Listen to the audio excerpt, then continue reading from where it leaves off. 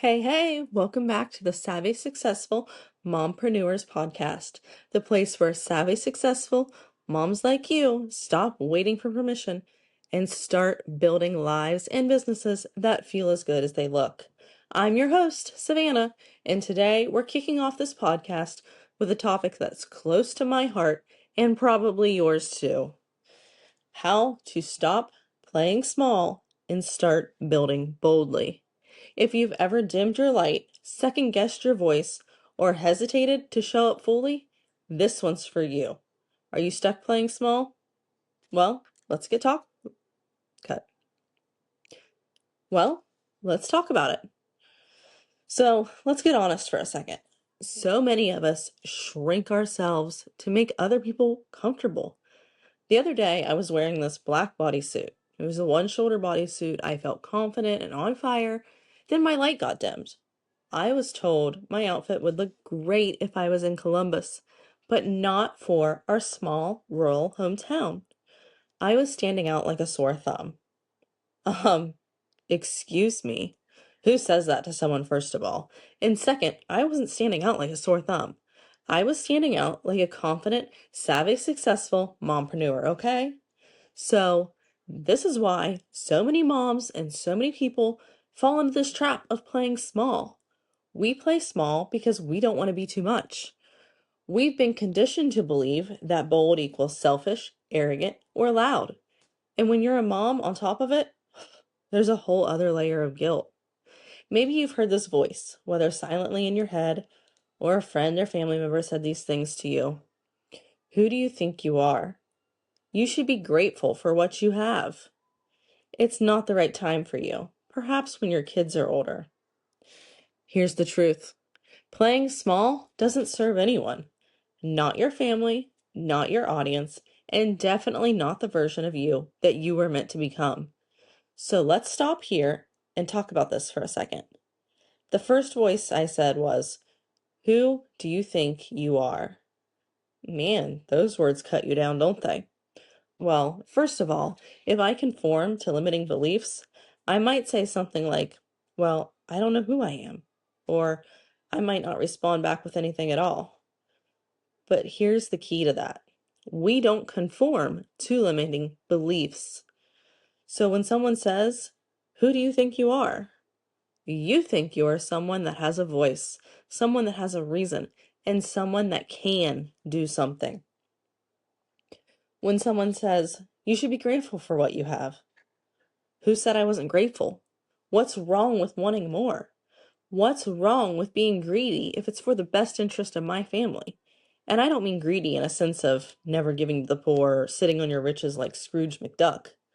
I'm talking greedy in a sense of inspiring to want to do more, to be more, to see more. There's absolutely nothing wrong with wanting more for you, your family, your friends, and your businesses. Or what I loathe more than anything, it's not the right time for you. Perhaps when your kids are older. Okay, I hate this. I hate it. There is absolutely nothing wrong with starting now. You will be an inspiration to your kids. You can have the kids and the businesses and the life you want. Kids are not limiting. In fact, they teach you to be limitless. They teach you that sometimes you have to work way into the night or wake up early. They teach you that sometimes you have to put the laptop down to play with the farm animals. They teach you that an aesthetically pleasing office isn't the highest priority. I say that as my kid towers over with cat home. I say that as my kid has towers and cat homes built all over my office floor. Kids teach you to be in the moment, work in the moment, inspire in the moment. And when my daughter is playing quietly or not so quietly, and I am working on my laptop, I am teaching her to work through distractions. I am teaching her that each day we must put in the work. I am teaching her that I can do both. I can work, I can be a mom, I can be a homemaker, I can be a moneymaker, I can do anything that I set my mind to. If I fell into the limiting belief of wait until your kids are older, I would be teaching my children that it's okay to put off your dreams. We wouldn't want our kids thinking it's okay to put off their dreams. We would want them to reach their dreams and achieve their desires. Be your kids' inspiration. Show them how to achieve their dreams versus showing them how to put off their dreams. Show them to be bold and put their mind toward any goal, dream, or desire they want. So, that brings me to my next topic. Bold doesn't mean reckless. So let's define what being bold is. Being bold doesn't mean quitting your day job with no plan, dropping thousands on a coach without clarity, or posting content just to be loud. Being bold is about being clear, intentional, and unapologetic in your actions. It's about choosing the path that lights you up, even if it may scare you in the beginning. It's about saying, yes, I'm a mom. Yes, I run businesses. Yes, I want more. I get to want more. I deserve to have it all. It's about tossing limiting beliefs to the side. I want you to know this. Boldness looks different for everyone. For some, bold is starting a business, taking that leap of faith that you can be a mom and a business owner. For others, it could be as simple as raising prices. You have the business and your family, but are you willing to sell yourself short? How many people do you know that sell themselves short or practically give their goods and services away because they're scared of the pushback or what people might say if they do raise their prices? It could be going live on social media. That's a huge step for people that are camera shy. For you, maybe it's just taking that one extra step to put you in alignment towards your goals. For me, it's starting this podcast. It's putting myself one step closer to inspiring women to achieve their dreams. Because I never want any woman, especially a mom, to play small. I never want any of us to think that we can't do it. We have our children that look up to us. Would you want your daughter to play small? Your son? No. You want the world for them. So start wanting the world for yourself. Start being bold. Now, I want you to take a second and think about it. Write this down, come back to it, or just think about it this week. But what does bold look like in your season where you are right now?